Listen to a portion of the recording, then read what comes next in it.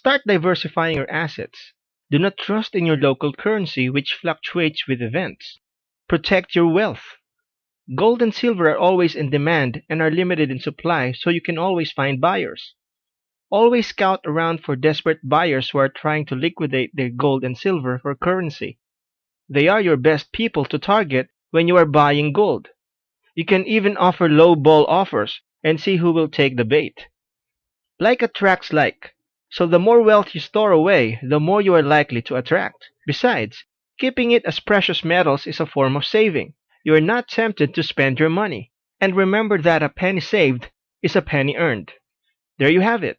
Be sure to invest wisely.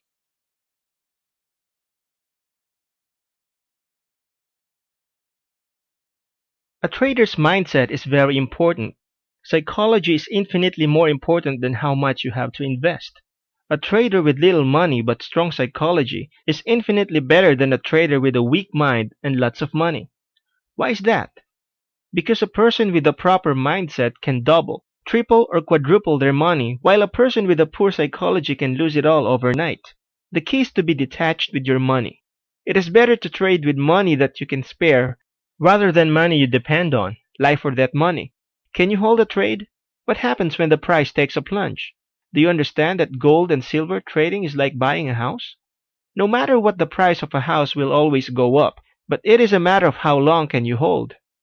Above all, remember not to rely on gold and silver trading as your only source of income.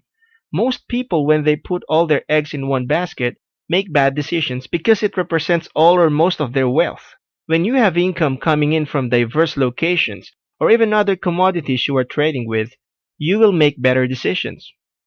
Knowing when to exit is critical as well. If you feel that you have earned enough, it's better to cut the trade and invest it in another commodity. Likewise, it is okay to cut your losses and invest elsewhere. Next, we will look at why you should invest in gold and silver now.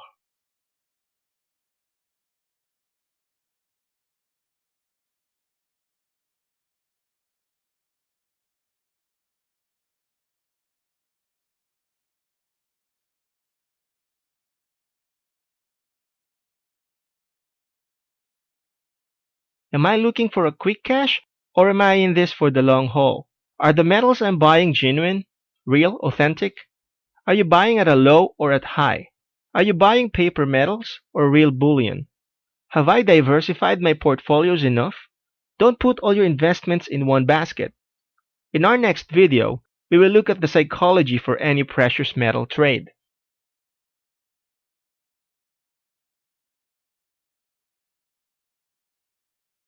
Advantages. Preserve your wealth. Anyone can trade gold for any other currency if anything happens to a country's currency. Jewels are made of gold or silver can also be easily traded. You can find other buyers for your form of currency because gold and silver is a universal currency. Disadvantages. You can't easily liquidate your metals. You will need to find buyers.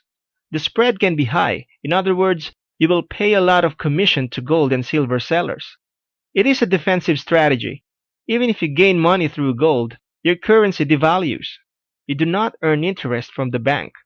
Next, we will look at 5 questions to ask yourself before making any investment.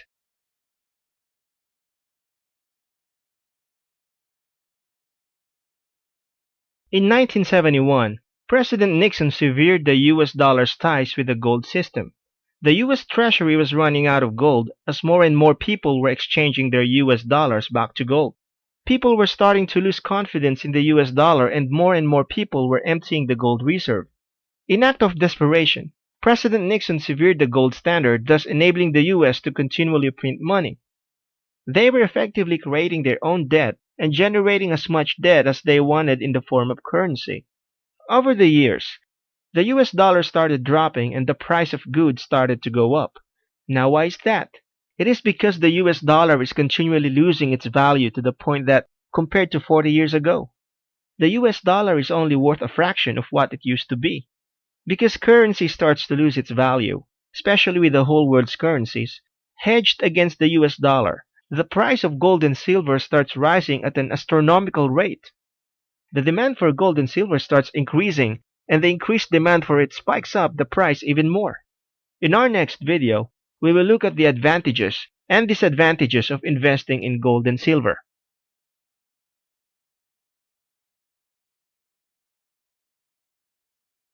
Did you know that all Did you know that gold and silver are one of the oldest forms of currency in the world?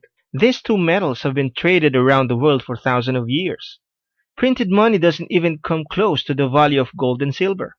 In many ways, people still consider it as the de facto standard for currency. In the past, gold has always been known as a symbol of the rich and the elite.